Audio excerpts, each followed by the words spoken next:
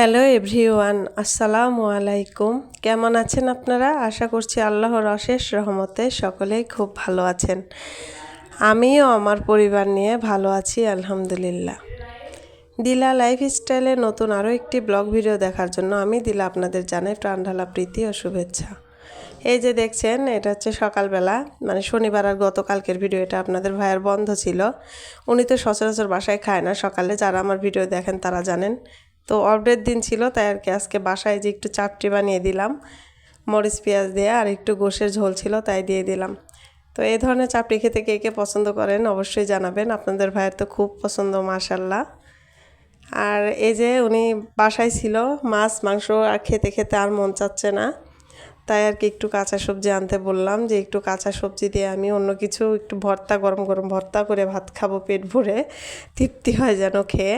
তাই আর কি উনি যে বাজারে গিয়ে শুধু একটু বেগুন আর পেঁপে আর কাঁচামরিচ ছিল না, কাঁচামরিচ আর একটু আলু এনেছিল।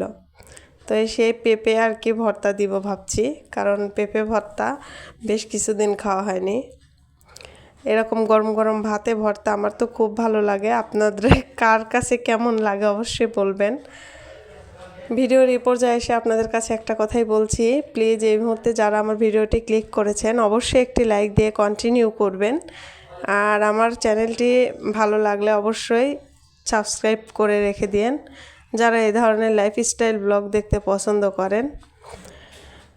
তো যাই হোক, এই যে আমি ভাত বসিয়ে দিয়ে দেখছেন, এখানে কিছু প্লেট বাটি জমে গেছিলো সকালের নাস্তা, সেগুলোই আর কি ক্লিন করে নিচ্ছি।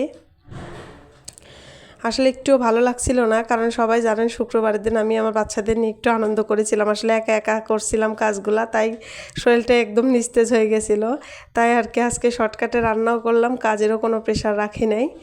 যাই হোক, এই যে আমার দুপুরের রান্না দেখুন কমপ্লিট। এই যে গোশ ছিল কালকের, একটু ডাউল ছিল, সেটাই গরম করে নিয়েছিলাম। আর এই যে এখানে পেঁপে ভর্তা আর আলু ভর্তা দিয়েছি শুধু কাঁচামরিচ দিয়ে।